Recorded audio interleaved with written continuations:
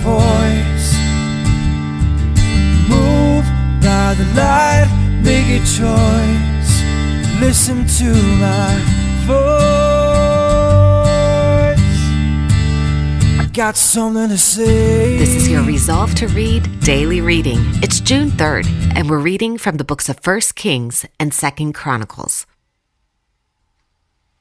In Judah, Asa his son succeeded him as king, and in his days the country was at peace for 10 years.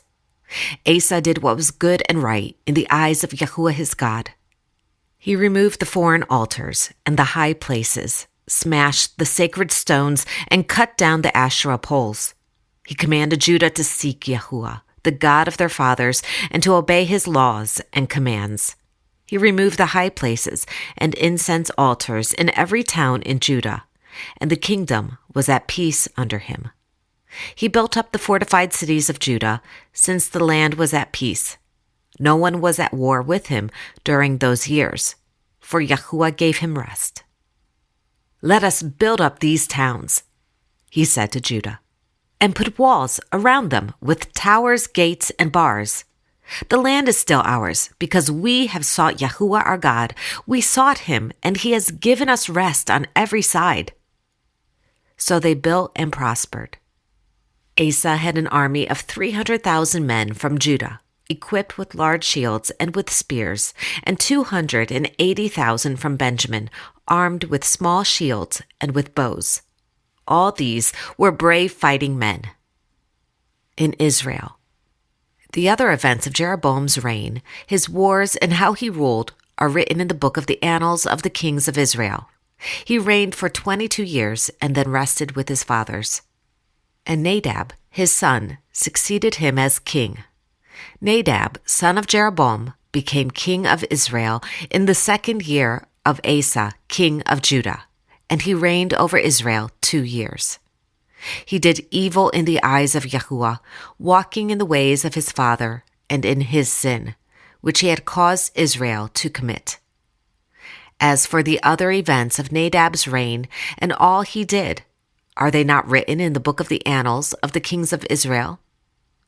Baasha, son of Ahijah, of the house of Issachar, plotted against him, and he struck him down at Gibbethon, a Philistine town, while Nadab and all Israel were besieging it. Baasha killed Nadab in the 3rd year of Asa, king of Judah, and succeeded him as king. As soon as he began to reign, he killed Jeroboam's whole family. He did not leave Jeroboam anyone that breathed, but destroyed them all, according to the word of Yahuwah given through his servant Ahijah the Shilonite, because of the sins Jeroboam had committed and had caused Israel to commit, and because he provoked Yahuwah, the God of Israel, to anger. In the 3rd year of Asa, king of Judah, Baasha, son of Ahijah, became king of all Israel in Tirzah, and he reigned 24 years. He did evil in the eyes of Yahuwah, walking in the ways of Jeroboam and in his sin, which he had caused Israel to commit. In Judah, Zerah the Cushite marched out against them with a vast army and 300 chariots, and came as far as Mareshah. Asa went out to meet him, and they took up battle positions in the valley of Zephathah near Mareshah. Then Asa called to Yahuwah his God and said, "Yahuwah, there is no one like you to help the powerless against the mighty. Help us, O Yahuwah our God, for we rely on you, and in your name we have come against this vast army. O Yahuwah, you are our God. Do not let man prevail against you." Yahuwah struck down the Cushites before Asa and Judah. The Cushites fled, and Asa and his army pursued them as far as Gerar. Such a great number of Cushites fell that day, they could not recover. They were crushed before Yahuwah and his forces. The men of Judah carried off a large amount of plunder. They destroyed all the villages around Gerar, for the terror of Yahuwah had fallen upon them. They plundered all these villages, since there was much booty there. They also attacked the camps of the herdsmen and carried off droves of sheep and goats and camels. Then they returned to Jerusalem. The Spirit of God came upon Azariah, son of Oded. He went out to meet Asa and said to him, "Listen to me, Asa and all Judah and Benjamin.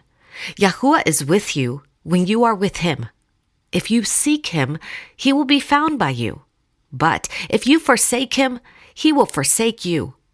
For a long time Israel was without the true God, without a priest to teach, and without the law. But in their distress they turned to Yahuwah, the God of Israel, and sought him, and he was found by them. In those days it was not safe to travel about, for all the inhabitants of the lands were in great turmoil. One nation was being crushed by another, and one city by another, because God was troubling them with every kind of distress. But as for you, be strong and do not give up, for your work will be rewarded." When Asa heard these words and the prophecy of Azariah son of Oded, the prophet, he took courage. He removed the detestable idols from the whole land of Judah and Benjamin, and from the towns he had captured in the hills of Ephraim. He repaired the altar of Yahuwah that was in front of the portico of Yahuwah's temple. Although he did not remove the high places from Israel, Asa's heart was fully committed to Yahuwah all his life. He brought into the temple of God the silver and gold and the articles that he and his father had dedicated. There was no more war until the 35th year of Asa's reign. Then he assembled all Judah and Benjamin and the people from Ephraim, Manasseh, and Simeon, who had settled among them, for large numbers had come over to him from Israel when they saw that Yahuwah, his God, was with him. They assembled at Jerusalem in the 3rd month of the 15th year of Asa's reign. At that time they sacrificed to Yahuwah 700 head of cattle and 7,000 sheep and goats from the plunder they had brought back. They entered into a covenant to seek Yahuwah, the God of their fathers, with all their heart and soul. All who would not seek Yahuwah, the God of Israel, were to be put to death, whether small or great, man or woman. They took an oath to Yahuwah with loud acclamation, with shouting, and with trumpets and horns. All Judah rejoiced about the oath because they had sworn it wholeheartedly. They sought God eagerly, and he was found by them. So Yahuwah gave them rest on every side. King Asa also deposed his grandmother Maacah from her position as queen mother, because she had made a repulsive Asherah pole. Asa cut down the pole, broke it up, and burned it in the Kidron Valley. There was war between Asa and Baasha, king of Israel, throughout their reigns. Baasha, king of Israel, went up against Judah and fortified Ramah to prevent anyone from leaving or entering the territory of Asa, king of Judah.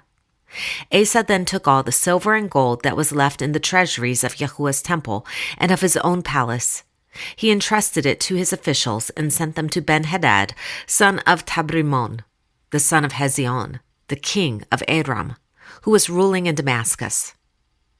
"Let there be a treaty between me and you," he said, "as there was between my father and your father. See, I am sending you a gift of silver and gold. Now break your treaty with Baasha, king of Israel, so he will withdraw from me." Ben-Hadad agreed with King Asa and sent the commanders of his forces against the towns of Israel. He conquered Ijon, Dan, Abel, Beth-Makkah, and all Kinnereth, in addition to Naphtali. When Baasha heard this, he stopped building Ramah and withdrew to Tirzah. Then King Asa issued an order to all Judah. No one was exempt, and they carried away from Ramah the stones and timber Baasha had been using there. With them, King Asa built up Geba in Benjamin, and also Mizpah.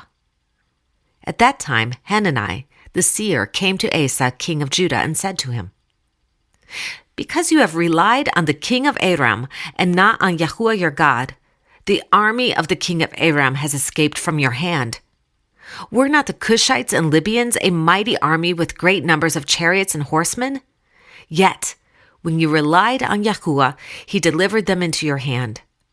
For the eyes of Yahuwah range throughout the earth to strengthen those whose hearts are fully committed to him. You have done a foolish thing, and from now on you will be at war." Asa was angry with the seer because of this. He was so enraged that he put him in prison. At the same time, Asa brutally oppressed some of the people in Israel. Moreover, the word of Yahuwah came through the prophet Jehu, son of Hanani, to Baasha and his house, because of all the evil he had done in the eyes of Yahuwah, provoking him to anger by the things he did, and becoming like the house of Jeroboam, and also because he destroyed it. Then the word of Yahuwah came to Jehu, son of Hanani, against Baasha. I lifted you up from the dust and made you leader of my people Israel. But you walked in the ways of Jeroboam and caused my people Israel to sin and to provoke me to anger by their sins. So I am about to consume Baasha and his house, and I will make your house like that of Jeroboam son of Nebat. Dogs will eat those belonging to Baasha who die in the city, and the birds of the air will feed on those who die in the country. As for the other events of Baasha's reign, what he did and his achievements, are they not written in the book of the annals of the kings of Israel? Baasha rested with his fathers and was buried in Tirzah. And Elah his son succeeded him as king.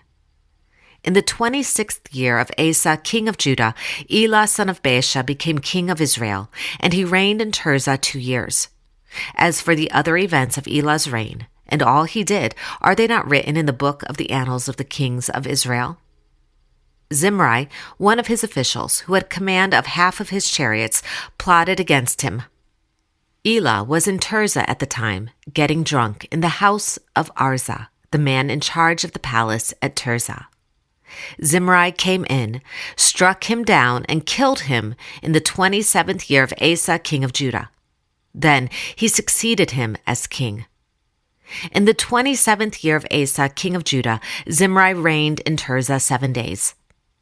As soon as he began to reign and was seated on the throne, he killed off Baasha's whole family. He did not spare a single male, whether relative or friend. So Zimri destroyed the whole family of Baasha, in accordance with the word Yahuwah had spoken against Baasha through the prophet Jehu, because of all the sins Baasha and his son Elah had committed and had caused Israel to commit, so that they provoked Yahuwah, the God of Israel, to anger by their worthless idols. As for the other events of Zimri's reign and the rebellion he carried out, are they not written in the book of the annals of the kings of Israel? The army was encamped near Gibeathon, a Philistine town. When the Israelites in the camp heard that Zimri had plotted against the king and murdered him, they proclaimed Omri, the commander of the army, king over Israel that very day in the camp. Then Omri and all the Israelites with him withdrew from Gibeathon and laid siege to Tirzah. When Zimri saw that the city was taken over, he went into the citadel of the royal palace and set the palace on fire around him.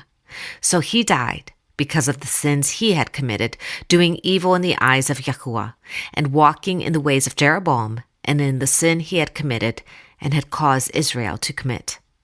Then the people of Israel were split into 2 factions. Half supported Tibni, son of Gilnath, for king, and the other half supported Omri.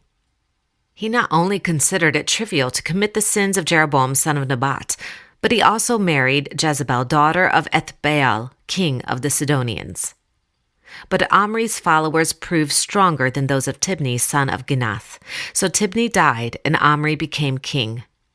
In the 31st year of Asa, king of Judah, Omri became king of Israel, and he reigned 12 years, 6 of them in Tirzah. He bought the hill of Samaria from Shemer for 2 talents of silver, and built a city on the hill, calling it Samaria, after Shemer, the name of the former owner of the hill. But Omri did evil in the eyes of Yahuwah and sinned more than all those before him. He walked in all the ways of Jeroboam son of Nebat, and in his sin which he had caused Israel to commit, so that they provoked Yahuwah, the God of Israel, to anger by their worthless idols.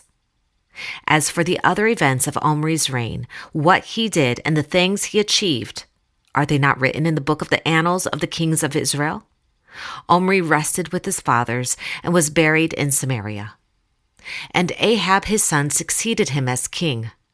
In the 38th year of Asa, king of Judah, Ahab, son of Omri, became king of Israel, and he reigned in Samaria over Israel 22 years.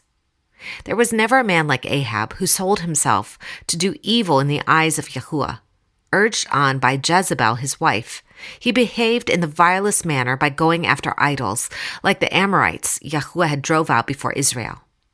He began to serve Baal and worship him. He set up an altar for Baal in the temple of Baal that he built in Samaria. Ahab also made an Asherah pole and did more to provoke Yahuwah, the God of Israel, to anger than did all the kings of Israel before him. In Ahab's time, Hiel of Bethel rebuilt Jericho. He laid its foundations at the cost of his firstborn son, Abiram, and he set up its gates at the cost of his youngest son, Segub, in accordance with the word of Yahuwah spoken by Joshua son of Nun. In Judah, in the 39th year of his reign, Asa was afflicted with a disease in his feet. Though the disease was severe, even in his illness, he did not seek help from Yahuwah, but only from the physicians. The events of Asa's reign, from beginning to end, are written in the book of the kings of Judah and Israel. Then, in the 41st year of his reign, Asa died and rested with his fathers. They buried him in the tomb that he had cut out for himself in the city of David. They laid him on a bier covered with spices and various blended perfumes, and they made a huge fire in his honor. And Jehoshaphat his son succeeded him as king. Jehoshaphat, son of Asa, became king of Judah in the 4th year of Ahab, king of Israel. Jehoshaphat was 35 years old when he became king, and he reigned in Jerusalem 25 years. His mother's name was Azubah, daughter of Shilhi. He walked in the ways of his father Asa and did not stray from them. He did what was right in the eyes of Yahuwah. He rid the land of the rest of the male shrine prostitutes who remained there even after the reign of his father Asa. There was then no king in Edom. A deputy ruled.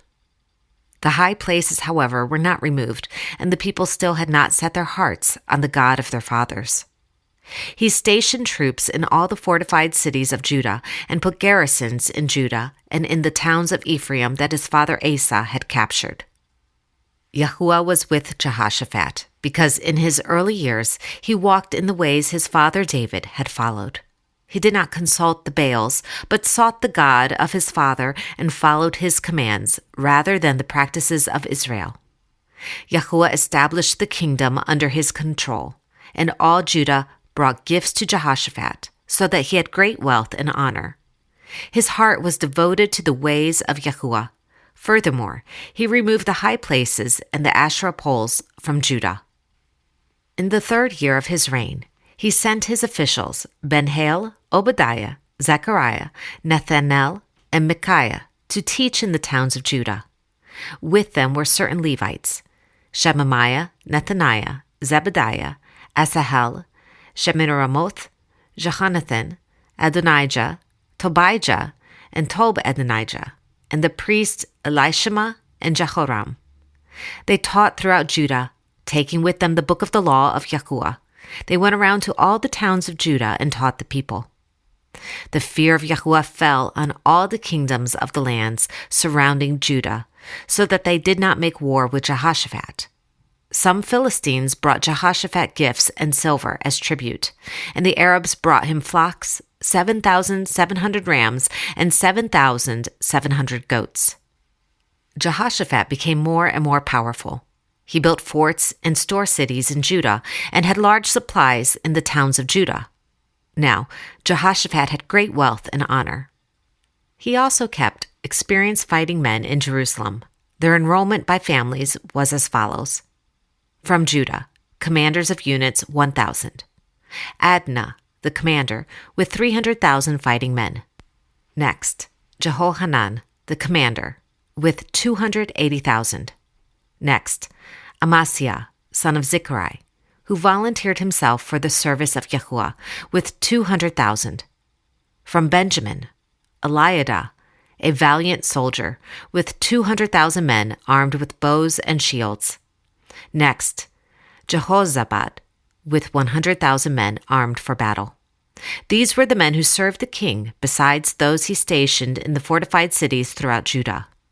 Jehoshaphat was also at peace with the king of Israel. This is the word of Yahuwah. Thanks be to God.